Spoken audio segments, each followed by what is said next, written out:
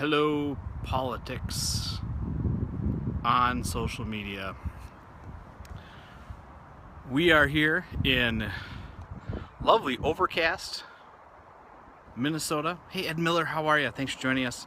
I'm standing by the park. It is day 4 of growing my beard back. We are going to have a beard soon, so don't worry. Everybody that's been following me, you'll appreciate that. William55, thanks for joining us. Hey, I wanted to just share a little bit of something that I saw on an interesting Facebook page that I follow. It's a private group for social media managers.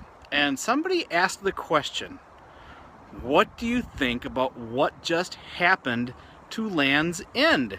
And if you're not familiar with it, Land's End just hired Gloria Steinem to do an ad for them, right? And of course, Gloria Steinem was doing something about feminism for the brand because they sell mostly women's clothes and blah, blah, blah. But it brings up a really interesting point. Should brands be doing this?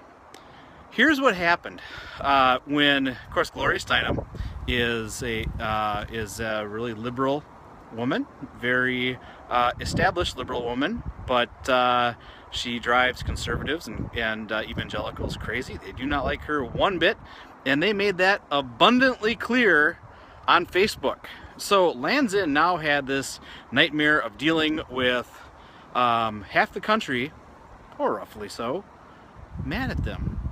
That probably didn't turn out the way they expected.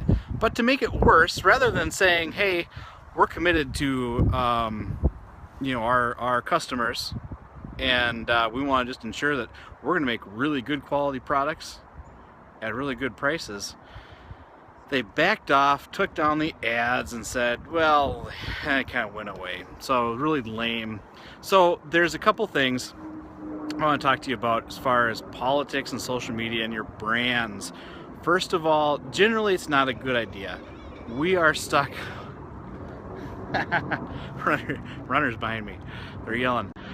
We are stuck in the middle of political season. It's an election year, so you can't go anywhere without hearing anything about politics. And you know what? I think it's unauthentic or non-authentic, inauthentic, whatever, you know what I mean, to not talk about them. That's why I'm talking about them a little bit today. I'm not going to tell you what party I belong to or who I support politically, because frankly, it doesn't matter. That's not what my blog's about. It's not what these are about. But you know what? I would be lying to you if I just said you should ignore them. You shouldn't ignore them. I mean, politics are very important. They're important to your customers. They're important to you. You should at least understand what's going on. So how do you handle that as a brand? I would say this. Here's my advice. If I have cabins up in northern Minnesota that I'm renting, which I do, I will share things appropriate for the interests of people that come and stay with me.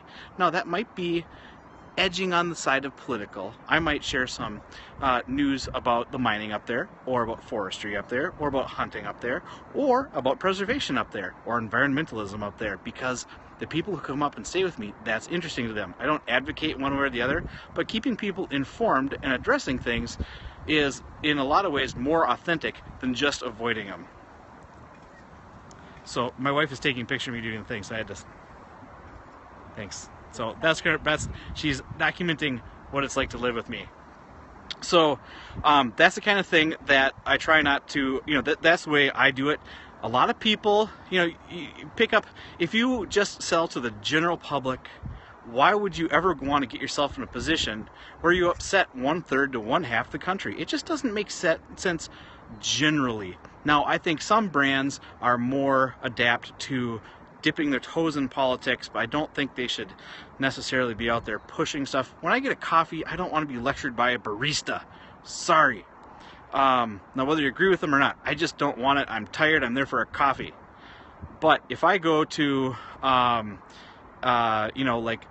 give you a good example of someone who does this well. Jim Cramer from CNBC's Mad Money, big guy I really like. He is an outspoken Democrat, but he really understands that his views as a Democrat are his views as a Democrat, and he says those personally, but his job as a spokesman, as an interviewer, and an entertainer on CNBC isn't affected by it. He does a good job. He wants to entertain and educate you, and it doesn't matter what the politics are at that given time. That's what he does, okay? So he does a wonderful job with it.